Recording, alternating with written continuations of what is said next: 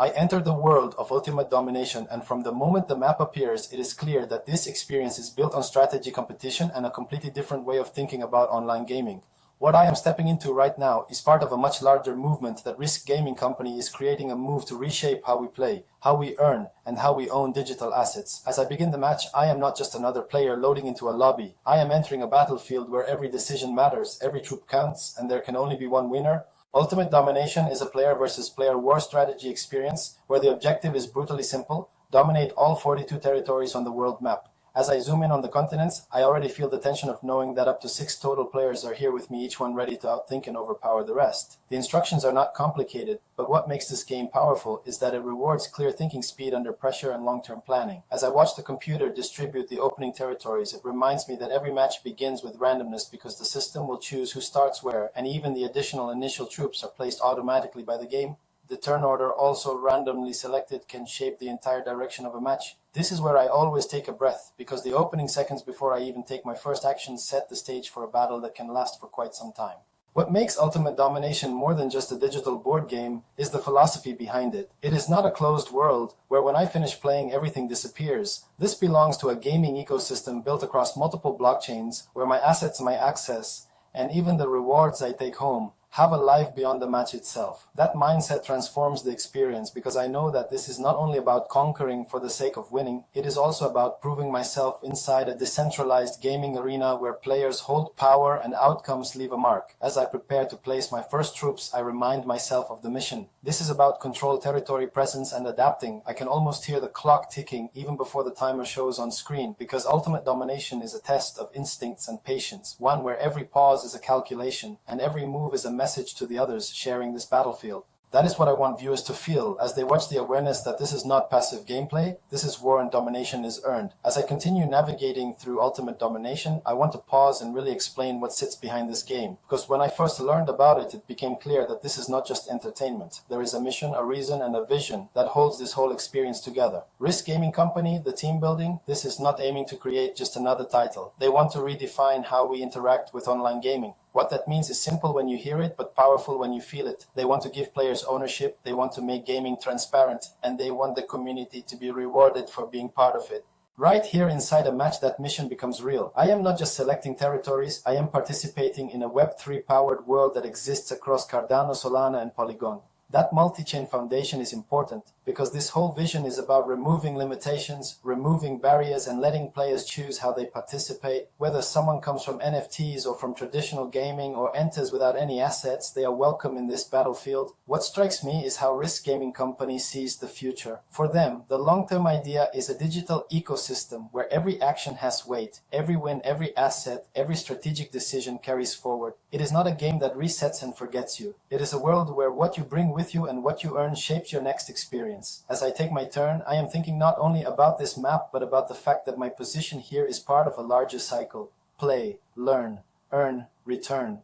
Their target audience is clear when you feel how the game is structured. It is built for players who enjoy strategy, people who want to battle, compete, and win, but it is also designed for collectors, for Web3 users, for players who appreciate the idea of holding something digital that matters. The NFT integration lets those types of players gain advantages, but at the same time, nothing blocks someone without assets from stepping in. That balance shows intentional design because the vision is not exclusivity, it is accessibility. As I look at the world map, I see how each troop, each continent, and each layer of gameplay supports that purpose. Domination is the theme, but empowerment is the heart of it. The team behind this wants to build gaming that is earned, not given, where community members feel like they have a stake, and where games are not just temporary escapes, but digital arenas tied to real systems. When you play Ultimate Domination, you feel the vision with every move, every placement of a troop, every second on the timer, every conquered territory. It is all connected to that larger mission. As I continue through this match, I want to highlight the features that make Ultimate Domination stand out, because once the game begins, you immediately see that it is not just a turn-based strategy title. It is a layered, pressure-driven skill testing experience. Right now, I am watching the computer finalize troop placements, and this is the moment where the tension starts. Every troop counts, every border matters, and every continent is a prize.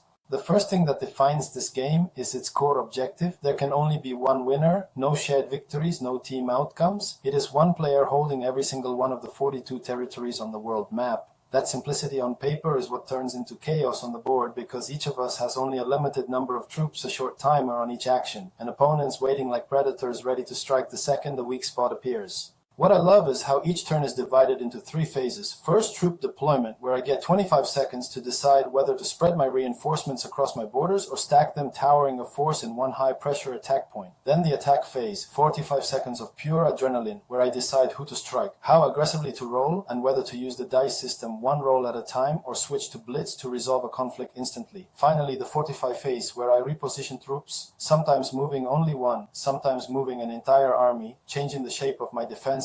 That rhythm turn after turn keeps my mind racing. No pause, no drifting, the clock does not forgive.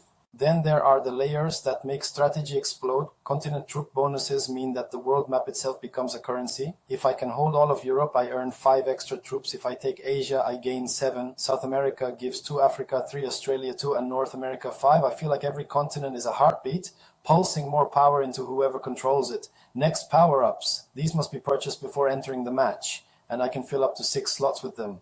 But if I hold NFT sets, I unlock more up to 9 slots. Each one gives me tactical freedom, maybe letting me bend rules, strike from a different angle, or push an unexpected attack. What I appreciate is that unused items stay with me, but anything I use disappears. That makes every click a commitment. And then the NFT Advantage collections, the Warthogs Brigade and the 4 Horsemen. A complete Elite 8 set from the Warthogs gives 5 extra troops at the start of every turn, and a complete 4 Horsemen set gives 3 access presence and advantage, all living outside the board, ready to enter the game with me. All of these features layered together make every second on this battlefield feel like a test. As I am deep in this match, moving troops, rolling dice, watching territories fall and shift, I want to step back for a moment because a lot of what gives this game weight does not just live on screen. It comes from the technology that sits underneath it. One of the reasons Ultimate Domination feels different from traditional online strategy games is because this experience is built as part of a blockchain ecosystem, and Cardano plays a real role in that foundation. When I talk about Cardano inside this gameplay, I am not talking about a buzzword. I am talking about infrastructure, the NFT assets that can influence the outcome of this match, like the Warthogs Brigade and the 4 Horsemen exist within the Cardano environment. When I hold one of those NFTs, I do not just hold a picture, I hold something that follows me into this battlefield. Maybe it gives me extra troops, maybe it gives me extra power-up slots, but whatever it does, it lives as something I own, verified on chain. It is wild to think that even while I am here placing troops on Australia, maybe hoping no one notices I'm trying to hold Asia, there is a parallel layer to this whole world where my digital assets, my blockchain items exist, whether or not I open the game. That is where Cardano matters because it lets these NFTs exist with authenticity. They are recognized, they are counted, and the system respects them. The game recognizes whether I hold a full Elite 8 Warthog set or a complete 4 Horsemen set, and if I do, it changes my experience. It gives me more troops, more tactical slots, and more control.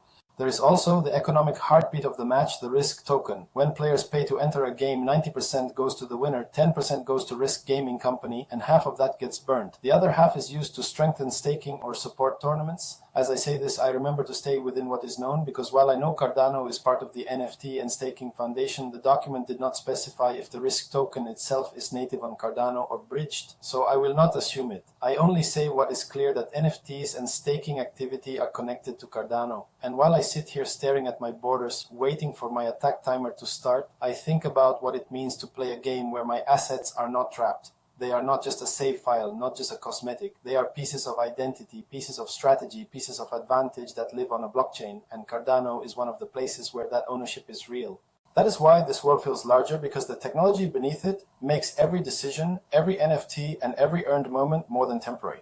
As I continue this battle, watching territories shift under pressure, I start thinking about what a game like this means beyond the board, because while the dice rolling, the troop deployment, and the attack timers keep my attention locked, there is a bigger impact happening underneath every decision. Ultimate Domination is not just a momentary thrill, it changes how I view digital games. The fact that players can earn based on skill, by holding territory, by conquering, and ultimately by winning, makes every action meaningful. For me, that is where the value begins. When I enter a match, I am not simply playing, I am risking thinking and attempting to walk away with the risk tokens that everyone put in to enter. 90% of that pool will go to the winner, which means right now, while I am fortifying this border, there is a real stake of weight behind every troop I place. Another part of the impact comes from the NFT integration. These assets are not decoration. When I hold a complete War Dogs Brigade set or a 4 Horsemen set, it gives me gameplay advantages, troops power up slots presence on the battlefield. This turns NFTs into tools, not collectibles that sit silently in a wallet. Their utility transforms them into strategic extensions of my decisions, and that is something traditional gaming rarely achieves. What I see is a step toward gaming that respects what I bring in and what I earn. For the Cardano community, this matters because it means more people might arrive here drawn by the opportunity to hold assets that matter, or by curiosity about how ownership works inside a live competitive environment. For players who arrive from other chains, this game becomes a bridge. They might come for the competition, but once they realize NFTs impact gameplay, and that some of those NFTs live on Cardano, they might explore deeper. That is how value spreads, one experience, one battle, one user at a time. The structure of the token distribution also gives the ecosystem a pulse. 10% of tokens from each match are collected, half of that gets burnt, while the other half feeds staking or tournaments. That means winners are rewarded. Lost tokens strengthen long-term stability, and competitive events are fueled over time. Even though I am focused on capturing Asia, I know in the background this system is constantly cycling, shrinking supply, and supporting future participation. The value for the player is clear. I come, I compete. I might leave with more than I entered. The value for the builder is clear. A sustainable loop is created. The value for Cardano users is clear blockchain identity and gameplay utility meet.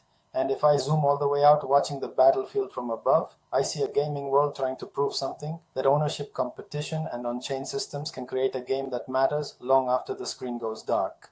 Thank you so much for listening to this episode. And before I go, don't forget, if you'd like to receive a very short but value-packed email from me every Tuesday, you can sign up for the Cardano Gaming newsletter. Every Monday, I'll be sharing the latest from the Cardano Gaming ecosystem to help you make better decisions. So if you don't want to miss out, just go to the link on the screen, leave me your email, and very soon I'll be in your inbox. That's all for today. I hope you have a great week. I enter the world of ultimate domination, and from the moment the map appears, it is clear that this experience is built on strategy, competition, and a completely different way of thinking about online gaming. What I am stepping into right now is part of a much larger movement that Risk Gaming Company is creating a move to reshape how we play, how we earn, and how we own digital assets. As I begin the match, I am not just another player loading into a lobby. I am entering a battlefield where every decision matters, every troop counts, and there can only be one winner.